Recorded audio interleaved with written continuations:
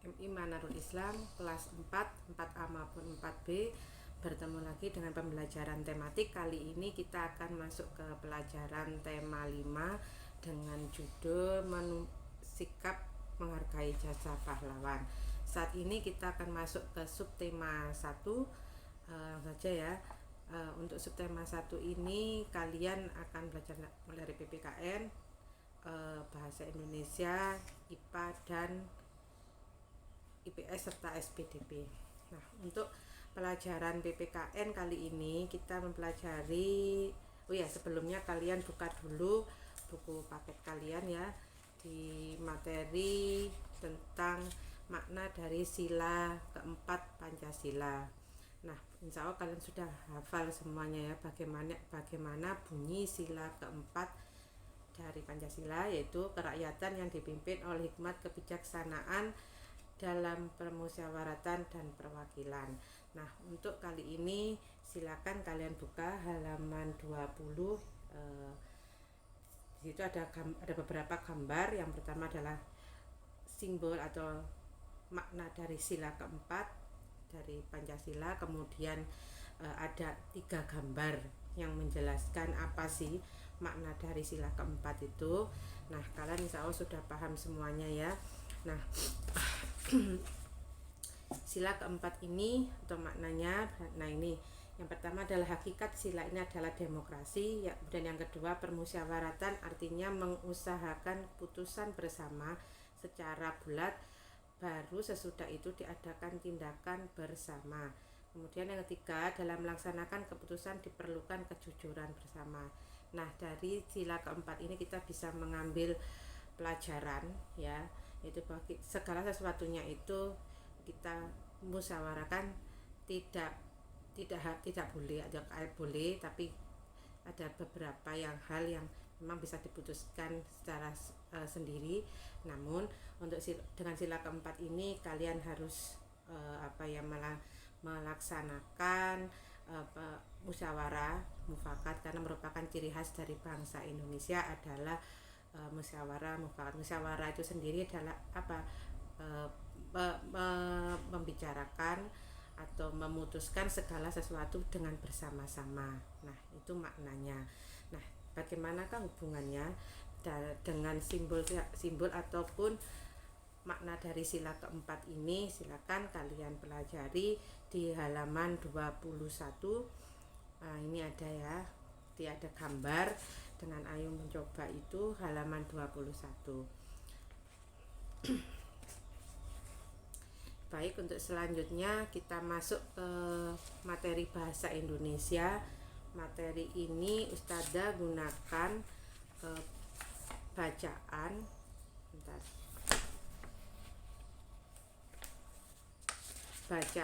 di pembelajaran 6, yaitu halaman 49 sampai 50. Di sini bacaannya yang berjudul Pangeran Diponegoro. Nah, dari bacaan Pangeran Diponegoro ini kalian baca dulu. Di situ ada berapa teks dan juga maksudnya berapa paragraf, kemudian apa yang isi yang disampaikan dari bacaan berjudul Pangeran Diponegoro ini. Tugas kalian untuk yang ini, untuk materi ini, kalian selain membaca itu menceritakan kembali dalam bentuk tulisan dalam 3 paragraf atau singkat saja, yang menceritakan tentang kisah dari Pangeran Diponegoro ini. Misalnya sudah beri contoh ya, Pangeran Diponegoro. Pangeran Diponegoro adalah salah satu pahlawan nasional yang berasal dari Jawa. Pangeran Diponegoro lahir di Yogyakarta yang pada tanggal 11 November 1785. Pangeran Diponegoro merupakan putra Sultan Hamengkubuwono III, raja ketiga di Kesultanan Yogyakarta. Ibunya bernama R.A. Mangkorowati, yaitu garwo ampeyan yang berasal dari Pacitan. Ia terlahir dengan nama Mustahar. Ketika kecil bernama Bendoro Raden Mas Ontowiryo. Nah, itu paragraf pertama dari bacaan yang berjudul Pangeran Diponegoro. Nah, tugas kalian adalah menceritakan kembali bacaan halaman 49 sampai 50 itu. Kalian buat menceritakan kembali dalam bentuk tulisan, paling maksimal ada 3 paragraf ya. Di buku PS silakan kalian kerjakan seperti itu. Nah, selanjutnya untuk materi selanjutnya adalah bahasa Indonesia. Materinya adalah IPS. Maaf, bahasa Indonesia sudah selesai. Itu halaman 41. Di halaman 41 itu kalian berdiskusi tentang peninggalan kerajaan yang bercorak Hindu, Buddha yang pernah ada di Indonesia. Nah, untuk itu silakan kalian baca pada halaman 40-41 itu. Yang untuk halaman 41 diskusi itu kan harus lebih dari 1 atau 2 orang ya. Tapi untuk saat ini silakan kalian kerjakan untuk secara individu untuk yang materi yang ini ya, tentang Gajah Mada. Nah, kalian pembaca sudah bacakan 1 paragraf dulu, halaman 40. Gajah Mada berdasarkan prasasti Palungan 1330 Masehi, Gajah Mada tercatat sebagai Patih Doho menggantikan kedudukan Dyah Puruseswaro antara tahun 1329 Masehi sampai 1330 Masehi.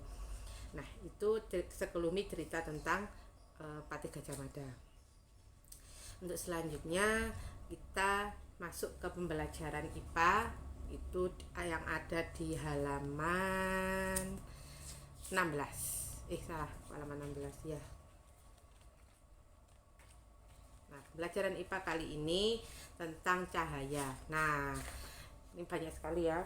Nah, ada beberapa sifat cahaya yang harus kita ketahui. Pertama, cahaya itu dapat menembus benda bening. Benda bening contohnya itu kaca ya. Kalau kita beri senter, nanti coba kalian pakai di senter itu ya, di senter yang kecil atau yang besar silakan. Nah, kalau dengan itu kan itu cahaya bisa menembus, misalnya kaca jendela rumah itu bisa. Kemudian yang kedua, sifat-sifat dari cahaya itu yang pertama, cahaya menembus benda bening ya. Benda bening itu benda yang transparan, kemudian benda gelap tidak dapat ditembus oleh cahaya benda gelap tersebut. Kemudian yang ketiga, benda tembus cahaya adalah benda yang dapat meneruskan sebagian cahayanya yang mengenai. Nah, yang kedua, sifat yang kedua itu cahaya dapat dibiaskan. Contohnya itu, kalau cahaya dapat dibiaskan, kalian pernah melihat jalan ketika selesai hujan deras. Nah, jalanan yang selesai hujan deras itu akan memunculkan pola yang warna-warni. Nah, dari pola warna-warni itulah fatamorgana atau ketika panas yang sangat terik itu kita seperti melihat seperti gelombang atau air ya yang tergenang. Nah, itu namanya fatamorgana. Ternyata kalau kita dekati itu bukan air atau gelombang ya tetap jalanan biasa. Kemudian yang keempat, cahaya dapat dipantulkan. Kemudian cahaya merambat lurus. Nah, yang kelima itu cahaya dapat diuraikan atau yang disebut cahaya polikromatik. Cahaya polikromatik itu terdiri dari beberapa komposisi warna. Nah, kemudian disebut dengan ada cahaya monokromatik atau cahaya putih. Nah, untuk yang cahaya polikromatik itu menggunakan spektrum warna. Misalnya mungkin kalian pernah mendengar istilah Mejiku Hibiniu, merah, kuning, jingga, biru, nila, dan ungu. Nah, itu namanya cahaya polikromatik. Cahaya monokromatik, cahaya putih. Sebenarnya cahaya putih itu adalah gabungan dari beberapa warna ya, sehingga menimbulkan warna putih. Misalnya pada matahari. Nah, ini matahari itu membiaskan atau menguraikan beberapa spektrum warna ya. Ya, kalau dulu kalian mendapat pelajaran mewarna itu kan ada gradasi warna, itu ada beberapa ada beberapa warna yang ada di dalam situ ya. Mulai kemudian ada warna yang bermacam-macam. Nah, itu namanya spektrum warna. Nah, ini selanjutnya penguraian atau dispersi cahaya yang terjadi secara alami. Ini contohnya pelangi. Nah, itu untuk sifat cahaya tadi ada 5 ya. Yang pertama, cahaya menembus benda bening. Yang kedua, cahaya dapat dibiaskan. Yang ketiga, cahaya merambat lurus. Yang keempat, cahaya dapat dipantulkan. Dan yang kelima, cahaya dapat diuraikan ya. Ketika kita membahas tentang cahaya itu selain menembus benda bening, cahaya yang dapat dibiaskan itu contohnya seperti ini. Nah, di sini pembiasan. Kalian pasti akan pernah mencoba seperti ini. Nah, ini kan benda bening gelasnya, ada air.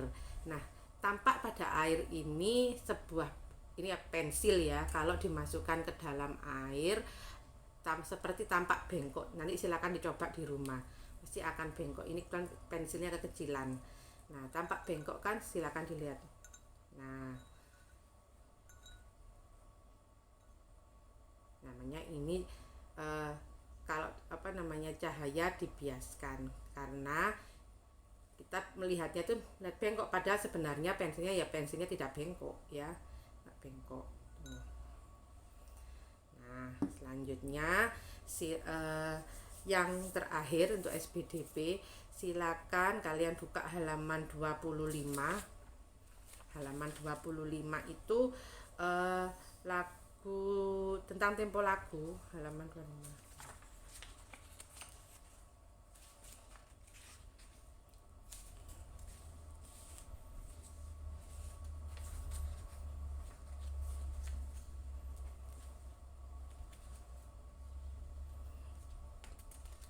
Tempo lagu itu ini lagu daerah, yaitu lagu yang tidak usah yang halaman 25 yang di halaman 25. Tempo lagunya itu tempo lagu nasional yang berjudul Sorak-sorak bergembira. Silakan kalian cari di internet tuh banyak bagaimana sih lagu berjudul Sorak-sorak bergembira, dan temponya itu tempo yang bagaimana, kemudian menceritakan tentang apa lagu tersebut. Mungkin sampai di sini dulu ya, sebelum saya akhiri tugas-tugasnya. Yang pertama tadi ada PPKN. Nah, PPKN itu pada halaman 16 halaman 16, halaman 22. PPKN-nya halaman 22. Bahasa Indonesianya kalian hanya menceritakan kembali bacaan tentang Pangeran Diponegoro. Tadi sekilas sudah saya bacakan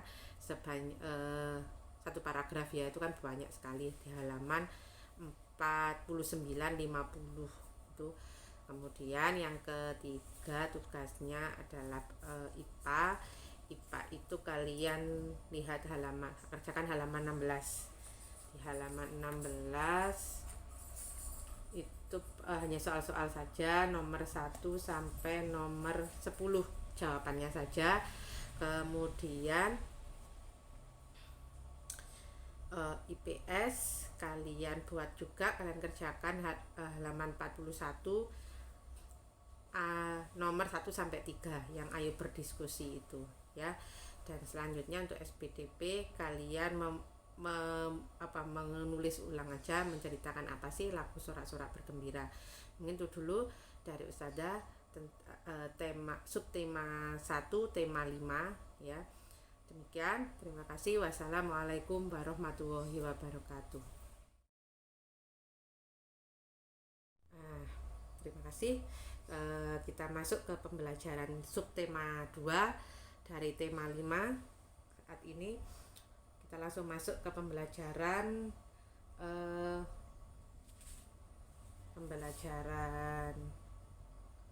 PPKN ya. Dan PPKN itu kalian buka halaman 90 tentang sikap yang mencerminkan sila-sila Pancasila, khususnya sila keempat Pancasila. Kalau yang pada subtema 1 kemarin kita sudah membahas lambang dari sila keempat, kemudian makna dari sila keempat. Nah, untuk saat ini, untuk subtema 2, kita akan langsung menjelaskan sikap yang mencerminkan sila keempat Pancasila dari bacaan yang berjudul Kisah Perjuangan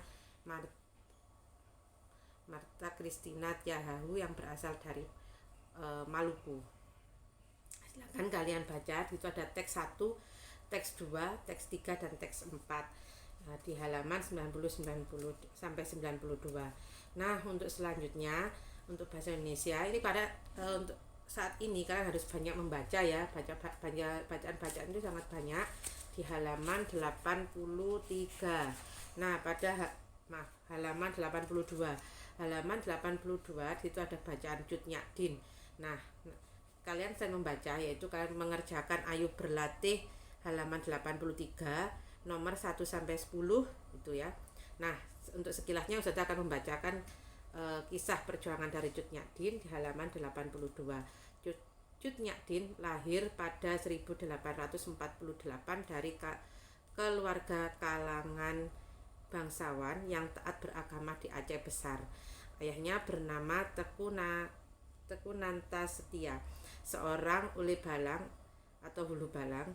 Beliau mendapatkan pendidikan agama dan rumah tangga yang baik dari kedua orang tua dan para guru agama. Semua ini membentuk kepribadian beliau yang memiliki sifat tabah, teguh pendirian, dan tawakal.